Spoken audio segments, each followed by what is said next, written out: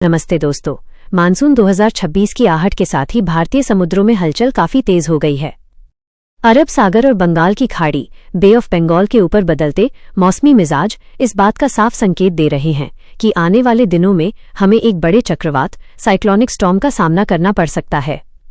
शुरुआत में केवल जीएफएस मॉडल इस सिस्टम के संकेत दे रहे थे, लेकिन अब लेटेस्ट ECMWF अपडेट्स ने भी बंगाल की खाड़ी में एक मजबूत फॉर्मेशन की पुष्टि कर दी है।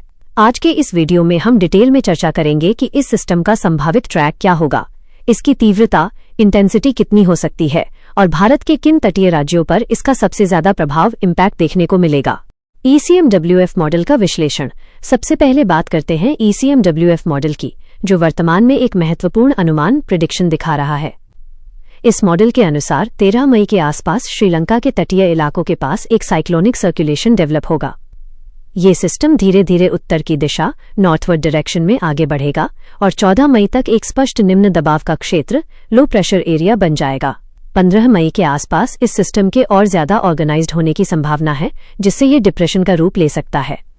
सबसे खास बात यह है कि ECMWF के अनुसार यह सिस्टम भारतीय तटरेखा के समानांतर पैरेलल चलते हुए उत्तरी आंध्र प्रदेश के तटों तक अपनी पहुंच बना सकता है।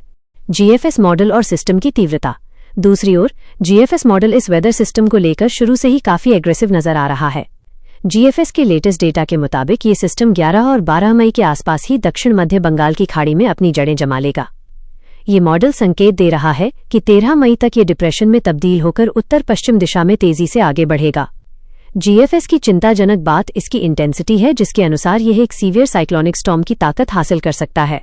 14 और 15 मई के दौरान इस सिस्टम के केंद्र में हवाओं की रफ्तार 80 से 120 किलोमीटर प्रति घंटा तक जा सकती है, जो तटीय इलाकों के लिए एक बड़ा खतरा साबित हो सकता है। संभावित ट्रैक और लैंडफॉल। यदि हम दोनों मॉडल्स के ट्रैक का मिलान करें तो 16 और 17 मई की तारीखें बेहद संवेदनशील नजर आ रही हैं।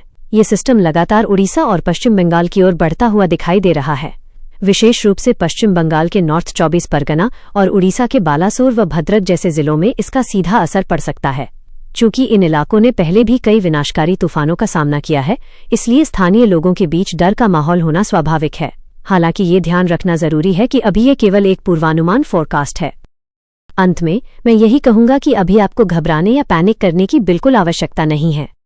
मौसम विभाग IMD जब तक कोई आधिकारिक बुलेटिन या रेड अलर्ट जारी नहीं करता, तब तक इन मॉडल्स में बदलाव की गुंजाइश बनी रहती है। हम इन तमाम गतिविधियों पर पैनी नजर रखे हुए हैं और जैसे ही कोई नया अपडेट आएगा, हम तुरंत आप तक पहुंचाएंगे। मौसम की सटीक जानकारी के लिए हमसे जुड़े रहें, वीडियो को लाइक करें और चैनल को सब्सक्राइब जरूर करें। धन्यवाद।